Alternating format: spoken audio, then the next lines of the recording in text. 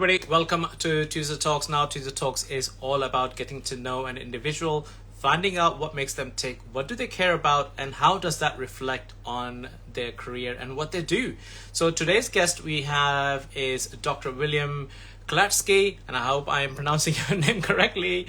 Now, Dr. William is a chiropractor and an expert in consciousness development who has dedicated his career to exploring the profound connections between the mind and the body, and he has also been doing some energy healing, deep fascination of how these two aspects of human experiences intertwine. So I see you there, William. Let me bring you in.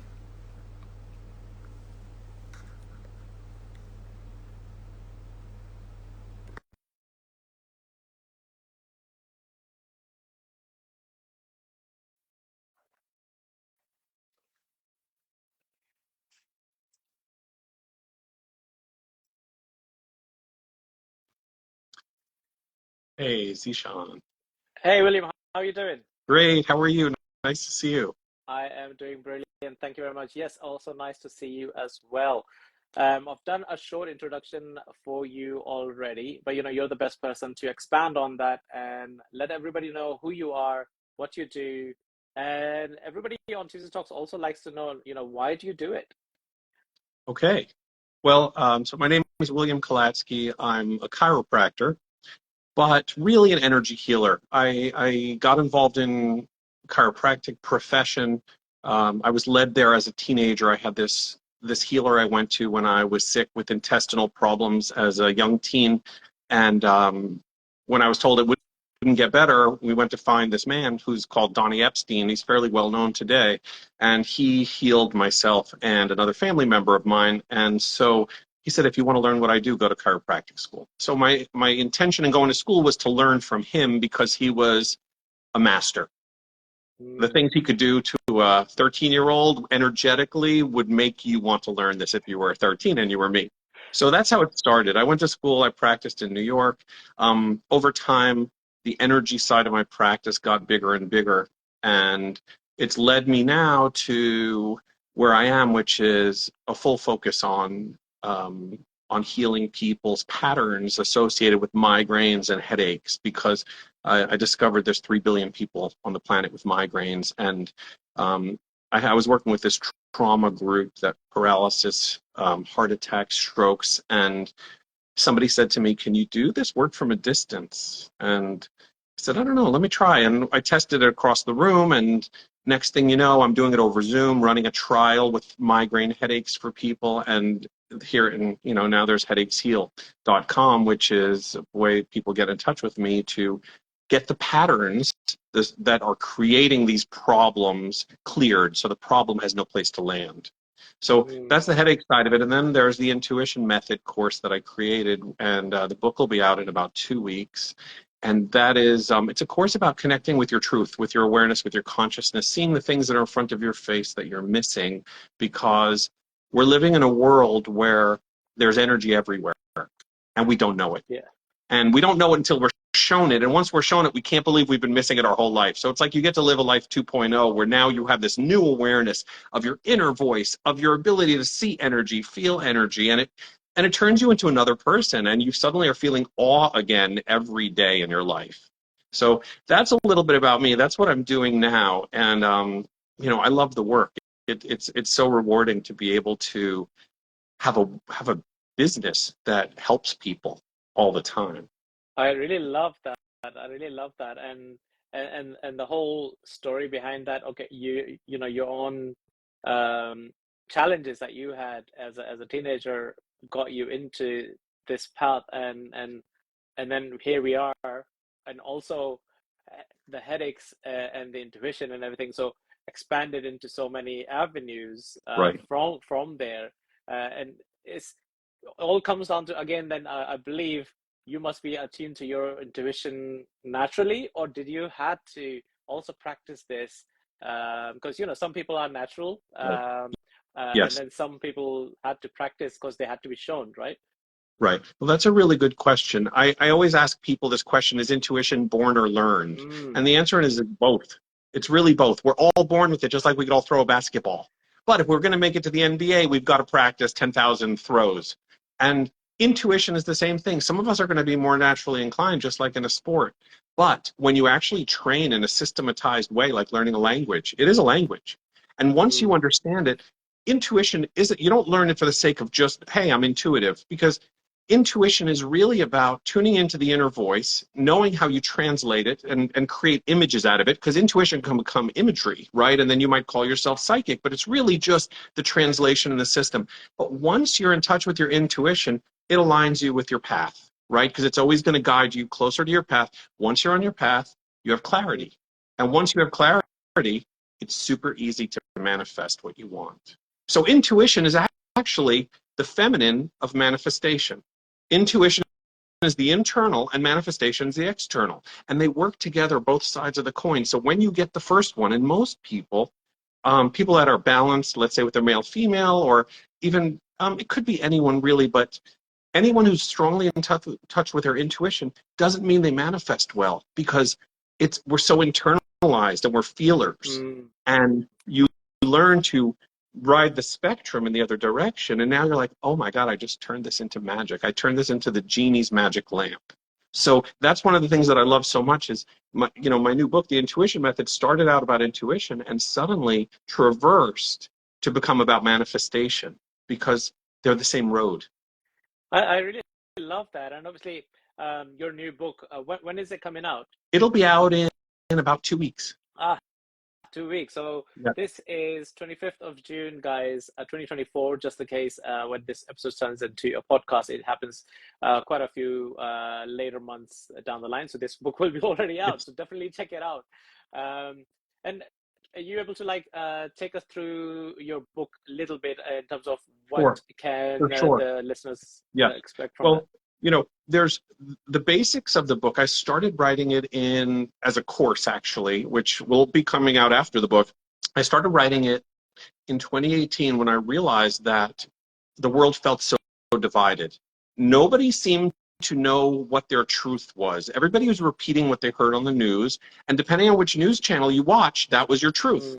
So all these heads were butting into each other, and I thought, people need a way to get in touch with their inner voice, learn that it's real, learn how to use it, and then discuss what's happening in the world politically or whatever it is, or dietarily, and then see how that feels. Well, now that you know you're in touch and you know what truth feels like, either you're going to be really mad that you've been tricked by what you've been learning and watching, or you're going to say, wow, this is amazing. Now I can listen to myself and I'll know what's right, because now I know what it feels like. Now I know how to translate this experience. I know when it's speaking to me, because a lot of people say, I trust my intuition. And I'll say, well, tell me about that. How do you know when to trust it?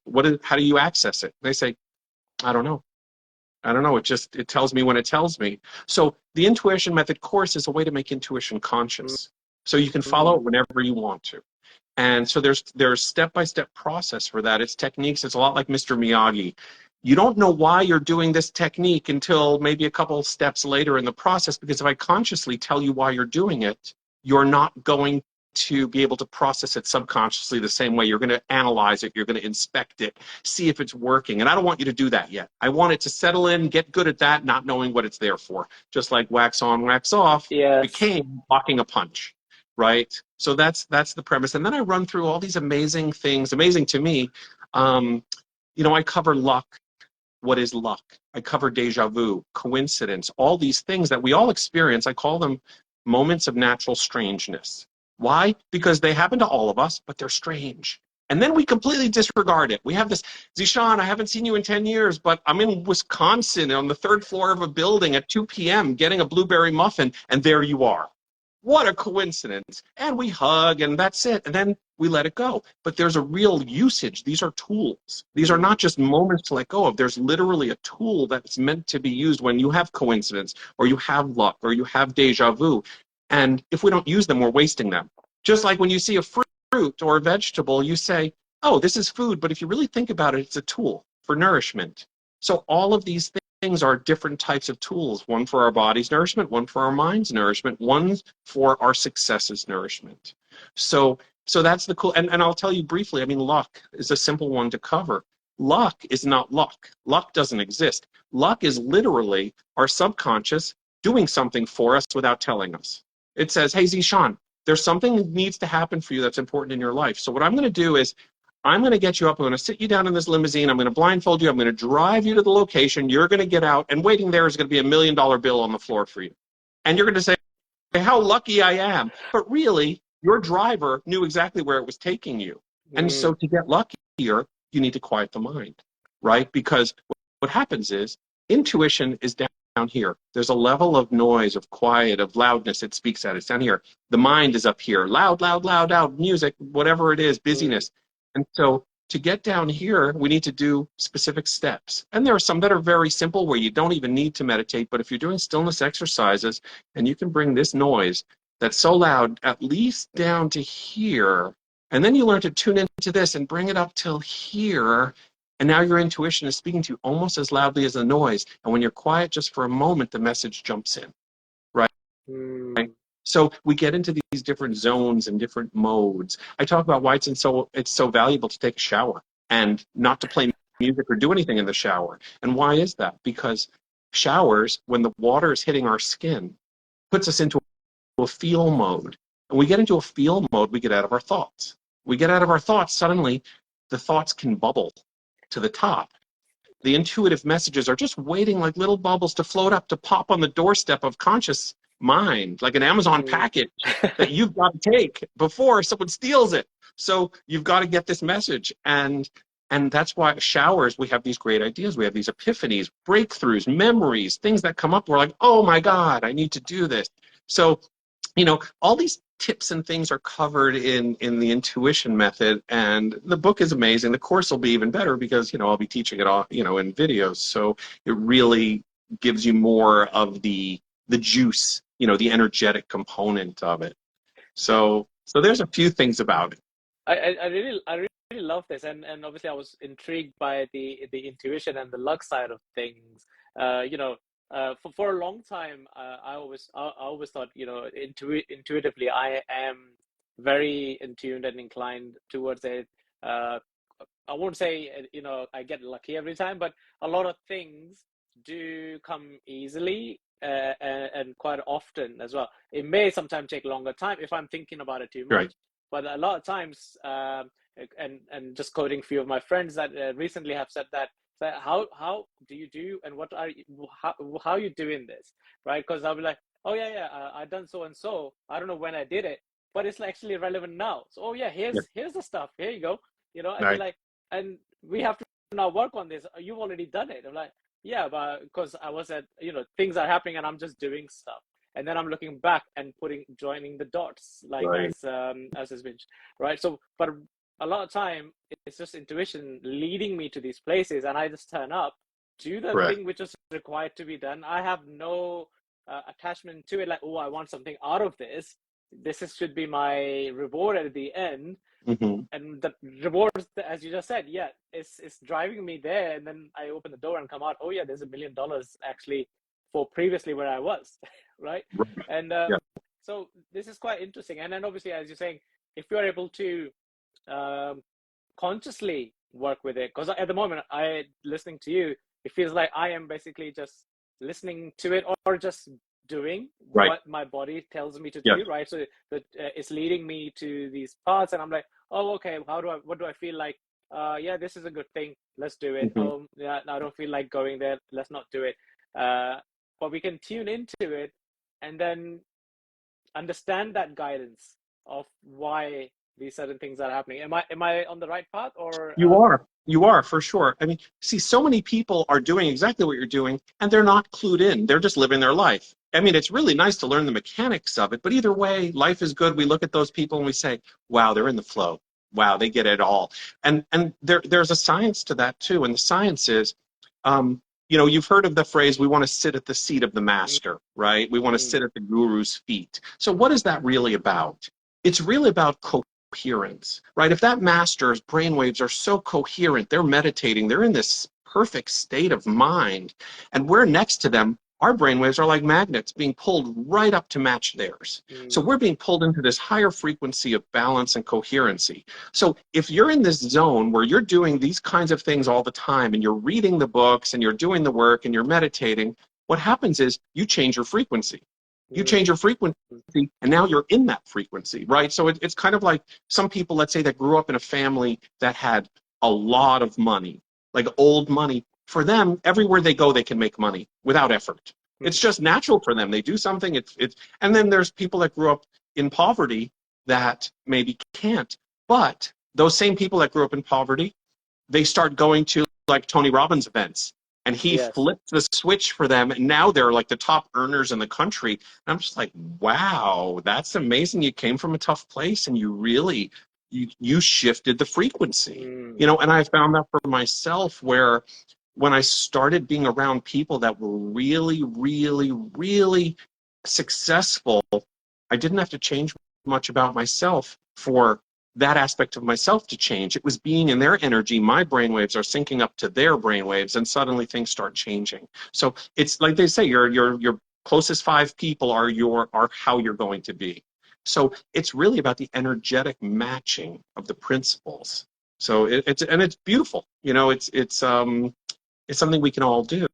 And again, it ties into the frequency of learning how to manifest what you want, because we can do that consciously. Yeah. This this is quite interesting, and because I'm a very visual person as well. And when we're talking about this, and I'm also thinking of like everything is Bluetooth connected now, connectivity wise, right? And exactly. And exactly how like my AirPods are connected to my phone at the moment, and they were swapping over to my MacBook, and it's just because they are finding it all the same frequency devices which are connected, paired up, and everything. So you're looking for that pairing, right? So you're looking Exactly. for that same frequency, same, Have to. or a lot of time you're in the list Yeah. of those devices looking to be paired up to that Right. frequency, Right. and then you're like, okay, let's pair up, be next to the gurus, be next to that, or your 5 people that you think should be right, and you're the 5th one basically. That's So right. 4. That's exactly right. Yes. So, because I'm doing so much, my main focus now is working with the headaches, right? Everything is led there. And at first, when I was doing headaches, I felt a little bit not thrilled, because I was so used to working with much more what I would call serious ailments. But when I saw how many people were suffering, I realized there's a real need for this, to revolutionize the market in terms of how headaches are treated, because especially migraines, a lot of them are not treatable. So when you clear the patterns in the field of consciousness, suddenly there's no place for it to land. And I started extrapolating that and seeing how it's exactly manifestation, except not the same, right? Because manifest, like the secret's in front of our face. To manifest, you must be festive, right? The word fest is in there, and you're going to create that. I call it manipathing when you're creating pathos in your life by creating as well. So when you are manifesting, you're creating something good. When you're manipathing, it's not good, or at least not what you want. Long term, really, if we follow the healing path, everything becomes good, right? Because it's a learning and the journey to heal the wound. But what I discovered was, as the headaches are clearing, because I'm not really working on headaches, I'm working on the field. And by clearing the residue, the debris of the trauma and the stress that's in the field, the headache clears. And suddenly it disappears. It has no place to go. The runway is shut down. It's the nail is pulled out of the wall, so you can't hang the picture any longer. The headache literally has no place to go. It's not yours anymore once the pattern shifts. And so I can't look at headaches as a physical problem, but I can see it as one of the uncomfortable sides of manifestation. So I'm looking at the headaches and I'm realizing it's a lot like a mirror. And when you move your hand closer to the mirror, your hand in the mirror gets closer to you. And that's exactly how manifestation works. The closer we get to the frequency we need to be in, or the further away we get from it, it matches exactly where we are until we meet it in the center. And when we meet it in the center, we have it. And it's as if we always had it. And we don't know how we didn't not have it. It just suddenly clicks. And when it happens, it's beautiful. And everyone else can kind of see it before we do almost. We're different and we don't know it suddenly. And this is quite interesting as well. And coming back to the subject of headaches, because there was a longer period of time where my bag used to be with these painkillers and paracetamols or whatnot that you have it. Mhm. I used to have them. I'll be before leaving the house. I'll look at my bag. Do I have it? Are they still in date? Do I need to swap them and things like that? Because I, I told myself that maybe I'm in a stress environment because I was in the corporate, I was in sales, I had so many clients and accounts that needed to meet target. They achieved their target, I achieved my target, and so forth, right? And I thought, yeah, it's maybe, headaches from there because everybody's just giving me a headache. Like, why can't you just do this thing that I'm asking? Because my boss is asking me, things like that, right? Right. And now listening to you, it could be like, okay, maybe I was tuning into the wrong frequency. Because after a while, it was a long while, so at least a couple of years, that I stopped getting less headaches, and slowly, it actually disappeared. And looking back, maybe because I changed the way I was responding to certain things, and I started to calm myself a little bit more down, Right. like not worry about the things. Yeah. So again, so this is again tuning into a different Pattern. frequency, You right? change your pattern. You probably change your environment. You change your perspective on it. Maybe you didn't care as much about something. I'll give you an example. There's one woman that I work with right now, an amazing person. She's had migraines for 40 years, almost every Oh day. wow. And we've been working together for a little more than probably a month and a half. And initially, I'll see people 3 times a week for about 30 minutes over Zoom, and we clear the pattern. And I don't know if you know this or my website you may have seen. I'm very proud to say that I guarantee this works in the first session, or you get a full refund. But you have to have a migraine when you come on because I want you to have the experience.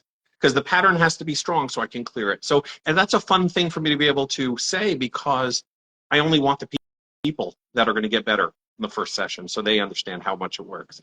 And so here's this amazing woman, and it's after about 3 weeks and suddenly I don't hear from her. And I'm like, oh, what's going on? And finally she checks in and says, sorry, I haven't had my headache in over 10 days. And so I've been super busy. I feel it's starting to come back now. I know what brought it on, because what happens is when you get to the place of stillness, when the pattern is gone, it's like clearing dirty water. Now you can see to the bottom. And once you can see what's there, you understand, oh, it's clear. Now I can feel it starting to come back again. The dirt is coming back. And as it's coming back, I can notice what I'm doing. And that's the goal, is in between sessions, the homework is pay attention to when it comes back. And over a little bit of time, you start to notice, oh, it's coming back. What am I doing? Am I thinking? Am I doing? Am I angry? Am I this? And you keep finding the pattern that, oh, it's angry. Oh, it's not even angry, is it? It's not even angry. It's that I felt taken advantage of once that made me angry. Oh, it's not even that I felt taken advantage of. And you keep going, you keep stepping back until you get to the first trauma. And it's never what you think it is, because we don't know what it is. It's such a blind spot to us, but we get there by creating the quiet. I talk about it in the ebook. If it's raining in the forest, you can't hear the tiger sneaking up on you. You don't hear the Yes. twigs. But once you have stillness, you hear every branch. And that's what we're doing, is we're creating the quiet, clearing the pain. And once the pain is gone, as it comes back, you begin to be able to notice, wow, there it is. Mm. I realize it. I put in the extra hour today when I should have slept. And that extra hour crossed the line for me. My cup ran over. That's it. I I overflow. And then you learn, okay, 8 hours is my day. 9 hours is not my day. Fact is, you can clear the cup enough that you could do the 9-hour days or the 10-hour days. But if you do it for too long without balancing it out, you're going to have trouble. We're not meant to lift 500 pounds. And we're not meant to work 24 hours straight. This is so fascinating, and what comes to my mind at the moment is, to calm the mind and to bring that stillness.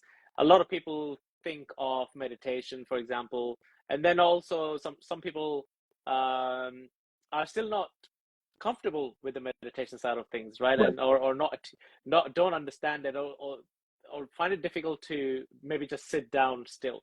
Yes. What do you recommend in those situations, Well, for those? yeah. So in my book, I cover 5 different kinds of meditation. There are the traditional sitting meditations, and then there's one that I call super slow movement, where we make a movement the meditation itself, and we pair it with counting, so your attention is fully put onto just one thing. So and then what does is slows the mind, because ultimately in the stillness of the mind, we want to get to a place where time has a distortion, right? We want to get to a place where we can see what I call the moments between the moments. That's where the intuition floats up to. It's not floating up to our thought, it's floating up in between the thoughts, in between the teeth of the zipper. So we have to get to a place where we have peace and time dilates a little bit, and then we're able to notice things. So in the super slow movement, it allows people to have a little bit of a cheat. But I believe this. I was in a meditation class with a dear friend teaching the class, a guided meditation, mindfulness, and somebody asked the question and said, I just can't make time to meditate. And I raised my hand and said, I know why. And, we never did, my friend, the teacher, didn't know what I'd say, but she knows it's, it might be interesting. And I said, the reason you don't make time to meditate is only one. And it's because you don't know the value. That's the only reason anyone will not make time to meditate, because if you knew the true value, you wouldn't not meditate. If you knew what it was really doing for you, you wouldn't not. Now, fortunately, there's so much science around today that if people looked into it, they would do it. But if you've been doing it for 30 years, you know the value level is so much more advanced than just, I feel peaceful. Because feeling peaceful, feeling happier, lowering your blood pressure, balancing your hormones, these are not the reasons to meditate. These are the reasons we meditate, but they're the side benefits of meditation. The real reason to meditate is far greater than that, and it's actually the neuroplasticity. It's turning the brain into the super biocomputer that it is. So we are transmitters and receivers of perfect consciousness. And the better we get at that, the more we're able to transmit and receive the information that we want, this level of awareness that we're meant for if we work at it. And that's the true reason, but we're going to do it because we feel peaceful.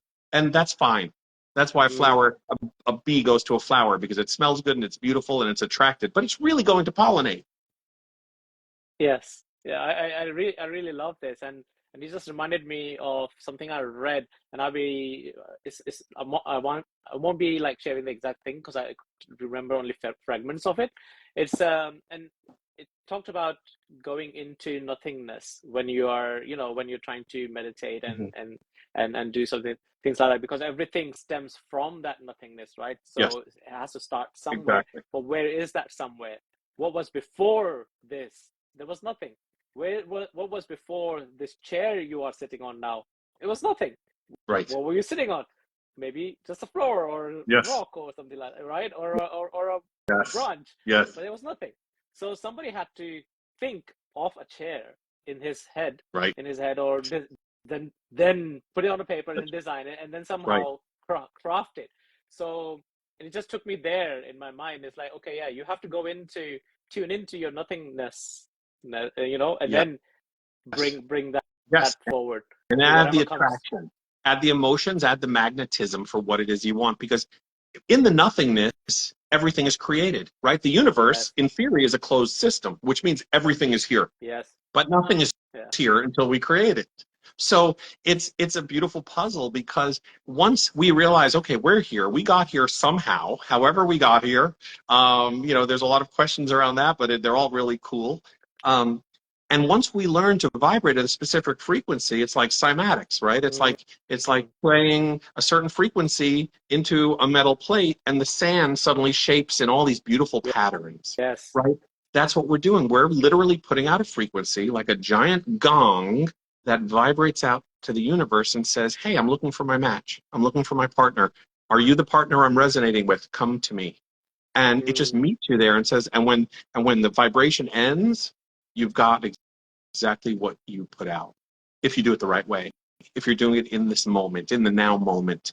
And I guess I should share something about that, the present moment, because something I realized, I talk a lot about it in the book, is the present moment and how to use the present moment properly to create your life. So I'm going to give it away right now. The present moment is a misnomer. It's being said the wrong way, because in the unconscious, because in the superconscious, time works much differently. The present moment is actually the present moment. The moment we're in now, that we're vibrating with, we are literally creating a bridge to a point in our future that we will meet later. Like mailing yourself a package from California to England. And you fly to England and you're waiting, and there it is when you arrive. We are pre-sending whatever state we are in to a future time. And so we have to choose the best possible state. I could be angry, I could be sad, I could be any of those things, but I have to remember, oh, no, no, no, let me drop into my heart, let me resonate with joy, let me bring that in, even if it's difficult right now, because that is a bridge to my future. I'm pre-sending this experience, this emotion to wait for me when I arrive. So I better do it right. And that's I literally love this. the present moment. That's what it is. The now moment is a moment that came from our past. Every moment is being created. Just like we say, we're always manifesting our lives, whether we like it or not. Every moment is being sent to a future time. And the stronger our resonance, the more we do it, the more perfect, the less friction to what it is we want, the faster that moment comes. Mm. I So really, that, that is so interesting, and I was also thinking of like presetting how you want it to be. yes. Like if you're living in a hot country and you're connected to all these Wi-Fi stuff devices, presetting the room temperature already before you get into your house, so it's nice and cool Yes. and everything by the time. Yeah. So exactly. So even though you're in the hot place at the moment, wherever that is, and then you know that once you get in there, you've already You created that prepare atmosphere for it in yourself. advance. Yes, Yeah. exactly. And so pre-send is pre-sent. The moment we're in was pre-sent to us already, right? Mm, That's what it comes down to. We did this already in the past, preparing. Our work has prepared us for this moment, whether or not we know it. Putting us I love that. together right here. So Yeah. so if you look at every moment like that, then you're going to take every moment much more seriously in a good way. Mm, You're going to value every moment and say, oh my God, where am I right now? Okay, if I'm presenting this to the future, let me do something good. Let me watch a movie that's going to make me elevate, feel good, inspired, mm. right? Because all of these things are things that access our subconscious, our superconscious, and create vibrations that to the whole universe. We're I, changing the universe every time we change. I love that. That's quite interesting and fascinating as well. So I'm going to change a little bit here and ask yourself in terms of what's your now routine or rituals, as people like to call it as well. Like what you do to make your day the best day. How do you start your day? Oh, okay. Well, I start my day with meditation and some tea. I told you I recently went off coffee, so I switched. And I'll typically do a 20 minutes to an hour meditation, depending on the day and how it starts. And then I get to work writing. I'll always write first thing. I'll start my day. What do I want? I'll pick up something I've been writing, a kid's book. I gave you a copy of one of my kids' books when we met. Yes. And so, I've got some new ones that are coming out and, elevation types of kids' books. And then I get to work. I get onto Zoom and I start doing my thing, but the meditation has to come first. It puts me in the right frame. I can create my day. What do I want today? What do I see for myself? Okay, now that I see it, what do I feel? Okay, let me create the feelings that go with this. Let me see what I want to see. Let me see my day go. And then I do my day. And that's it. And my day's made up of being on Zoom with people with migraine headaches. And it's awesome, frankly, because watching the changes they experience, watching their faces, especially the first timers when they get on and afterwards they're smiling going, Mm, where'd it go? Where'd it go? And so there's a lot of that, which is a lot of fun for me to see that face, because it's like a childlike. It's, it adds that awesomeness back a little bit. Like, what just happened? You pulled the rug out for me, which was a headache, and I don't get it. And so, that's a great thing. And then in between, I have a coach that I work with, and we talk a lot just so he can help me like organize my creative mind into a more specific line of thought. I mentioned to you, I'm about to start teaching the Headaches Heal method for the first mm. time. There's billions of people with bad headaches. There's about 1 billion with migraines. And I got invited by a major studio to be in a documentary about this work in terms of how it helps women, because it's a healing documentary for women. So with that, the producer said, you really need to start teaching this because you can't see everybody once this documentary airs. So for me, that was a huge message of, wow, I'm keeping it to myself for now because you know, I just didn't really cross my mind to teach yet.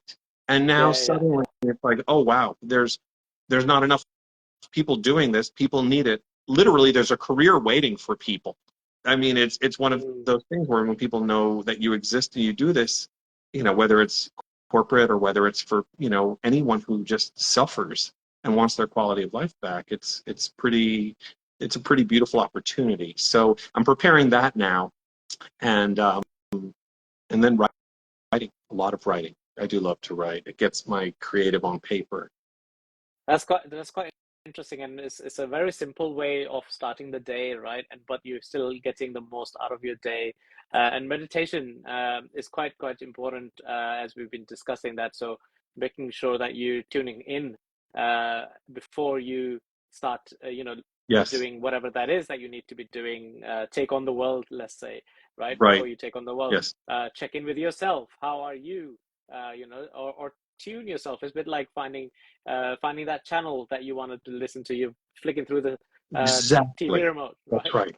Yeah, Exactly what it is. yeah, It's choosing, where's my access channel? Okay, here's the one that's going to give me the most abundant day, the most fortunate, the most blessed day. Let me turn to that channel and then start my day from there and let it fill yeah, in. That's what yeah. I feels love like. that. Yeah. Um, so also, how can people get in touch with you, and what things you're doing that they can also take benefit from?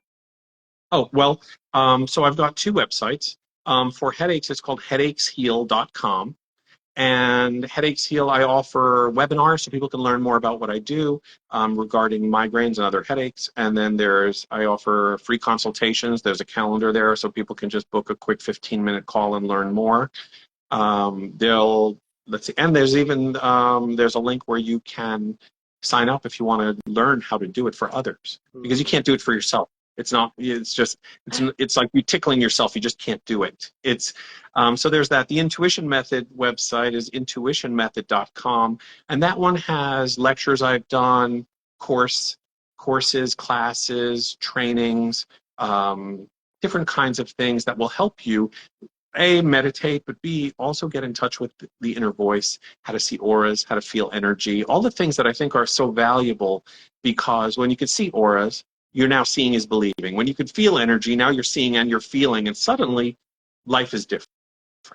You understand that there's things in front of your face all the time that you've never been seeing that are always there. So I really like to bring these things into people's conscious awareness, so that way they realize, oh, there's more to life than just this physicality, even though we know it. We know it. We could say, I know there's more to life, there's energy, there's this, but those are a lot of words. But once you start to do it yourself, it creates this specialness inside of yourself that is so good.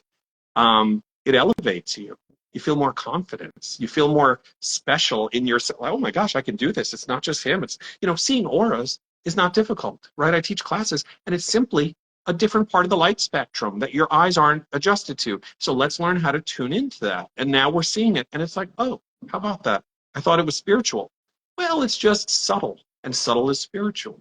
So, it's a lot of things that are really basic science, but we call it spiritual because nobody talks about the side of it where we're meant to be these antennas that can do these things. I love that. That's quite interesting. So definitely recommend everybody to go and check out the websites.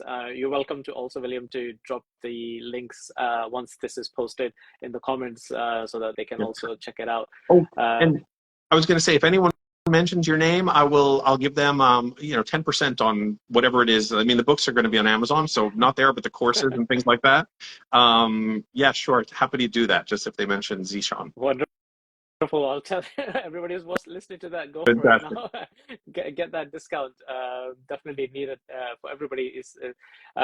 I mean, there's so many things that we've covered and so many things that we've talked about. Definitely lots of aha moments for everybody to take away. And we're going to be wrapping this up shortly as well.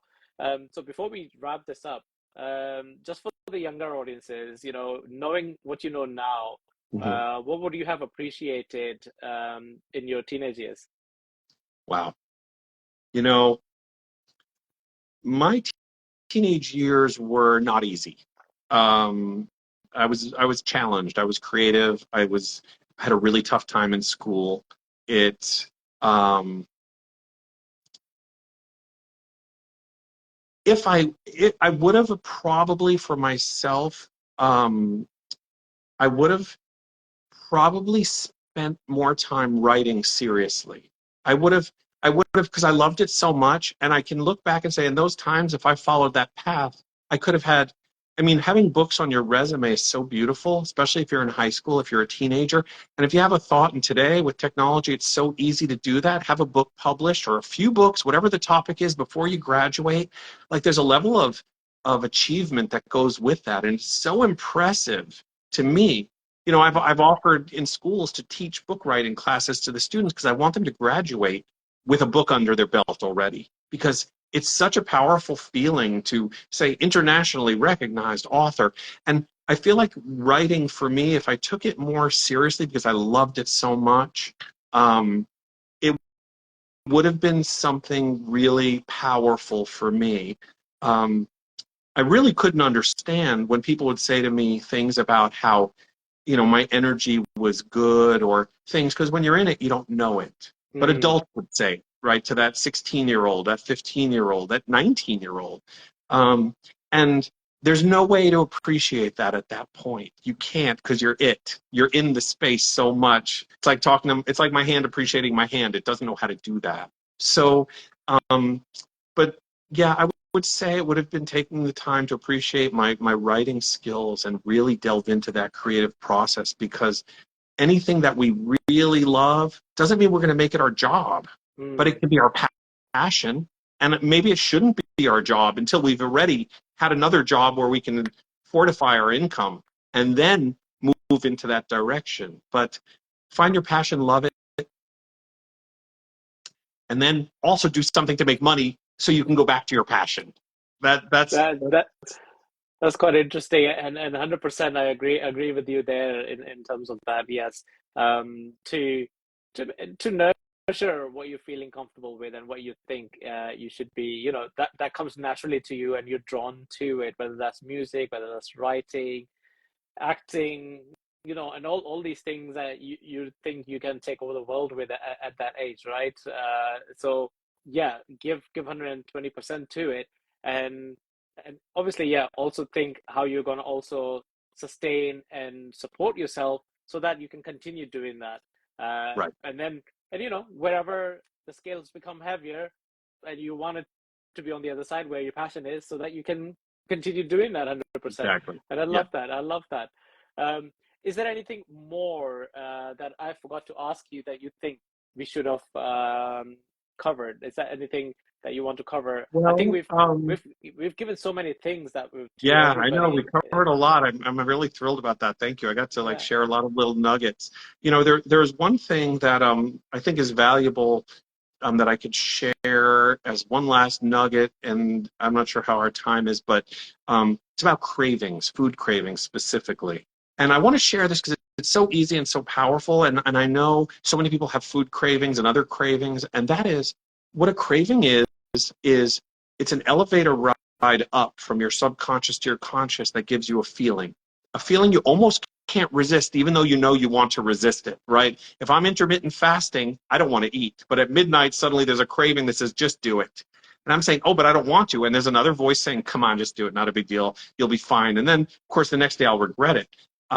But that craving is a tool. And the tool is this.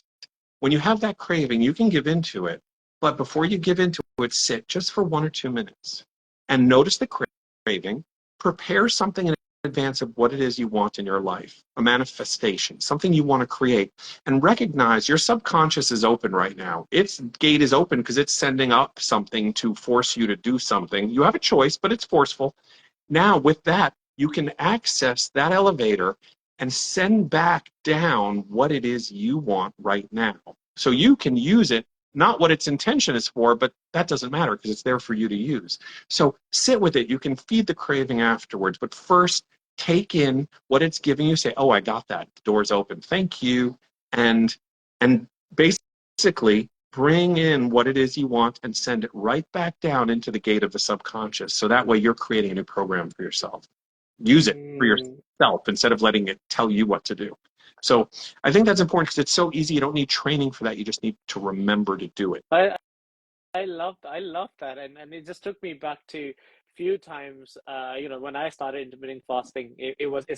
Trust me, it wasn't easy, and you get that uh, craving or the pattern, because I'm interrupting that pattern now. So it's the pattern thing, and your brain's like, oh, is this time? You're meant to be eating now. What are you doing?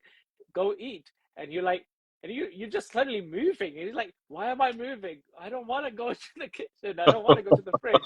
And and I think I did something similar as what you've just shared, but obviously not in that way. It was like forcefully, just like, no, I'm gonna change the channel on the TV, watch something else, or what can I have which is liquid and still tastes good and it's not sugary to give me the buzz or anything. Okay, make myself green tea. Let's tell the mind, yes, I am. See, I am intaking something. You want me to intake something? There it is. Here you go. And so yeah, but I love your technique. I think definitely we'll be trying that. And I'm very visual, so I actually saw the lift going up and down. Yes, that's what it is. It's literally accessing the gates open. Don't waste it, right? Because we don't get that many times during the day. We get it at sleep. We get it in the morning when we wake up. That level of the handshake between sleeping and awaking, the conscious and the unconscious. And we can make the exchange right there. But here you have a craving. It's not the same depth, but it's there. So use it. Yeah. Yeah, I love that. I love that. Thank you for sharing this amazing takeaway as well for everybody before we wrap this up. And the last question I want to just ask is, what do you like to everybody to take away from our conversation that we had today? Oh, wow. Well, I hope everybody, whoever's interested, puts into practice, tries out some of the things we talked about. And I think one of the most important things to know is that I can share is, for the most part, we don't see what's right in front of us. That's what it comes down to. And it goes back to like when I'm teaching about seeing auras. And it takes 5 minutes to see an aura. The hardest part of seeing auras is creating the class that takes an hour and a half and filling it with information, because it's so easy to do, but it's always in front of us. And that means, what else is in front of us that we're not seeing? What else? When you learn to feel energy, many people have felt energy before, but when you don't do it regularly, it doesn't matter. So, but once you learn to feel energy, you realize, oh my gosh, this is always here. How have I never paid attention to this on a regular basis? Why? Because it doesn't pertain to the physicality of life a lot of the time, but there's always things happening in the undercurrent and the undertow that we're not aware of, that are affecting our lives or that we're affecting. So every frequency, every vibration, we have to do our best to stay in the right state, right? Being in a joyous state, what happens? People around you go, God, I just love being around you. I just feel so good when I'm around you. Why? Your frequency is overriding theirs. The frequency of joy, gratitude. Gratitude's the best, because gratitude is, there's a humbleness to gratitude, a humility, and gratitude is this engine, right? It's literally an engine where gratitude is, I'm feeling gratitude, and I'm also giving thanks. I'm giving and I'm feeling at the same time. It creates a nonstop, a perpetual motion engine of energy for ourselves that is so healing and allows us to really receive what we want if we stay in that state. So choosing these joys and these gratitudes consciously means that we're affecting everyone around us, and they don't need to know it.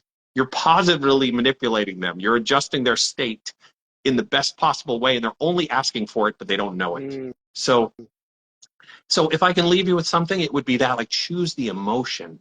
I feel crappy right now. Okay, but I can still think of something that made me feel great. Remember that memory. Feel it, feel it, feel it, feel it. Wow, I feel better. Wow, not only do I feel better, let me get some things done right now. Or let me call a friend. Let me see who I can, like, give some of this to. So, that's what I would leave you with, is choose your state. Work hard at that, because to me, that's one of the biggest anti-establishment things you can do, is to choose your state and stay there. Even while you're dealing with the things that are difficult, you can still choose the positive state, the joy, the feeling. And I don't want to say positive, think positive. It's too vague. It's too general. It means almost nothing. But to choose the emotion, the memory, find it, make it real. And then, you know what? Think about what you want in your future. Attach it to that feeling too, because that's going to help you create it. So. I really love that. I really love that. So would it be correct to say that choose your state of emotions, um, Yes. so that you can, wow, yeah, I love that. Choose your state of emotions. Yeah. It's not easy, but it's worth it. Yeah, it's yeah, of course. I am sure 100%. So everybody who's been listening to us, thank you very much for staying full on. If you've been listening to us since beginning, or if you just joined this later part of the episode, this will be posted onto Instagram. So rewind it and you can see it there as well. And if you had a spark or aha moment whilst listening to us, now it's our duty to share this with whomever came to your head or you think should be watching this because we don't know who's woken up or going to bed thinking of a better day. And if this has created that spark in you, it'll create that spark in them as well. And that's all we need to make our day better or do what they are thinking to do as well. William, thank you very much for a wonderful share today in this episode. And everybody else as well. We'll see everybody next Tuesday. And thank you very much, William. No, thank you. Thank you so much, Zishan. This was, thank you. Yeah. Bye bye. Bye-bye.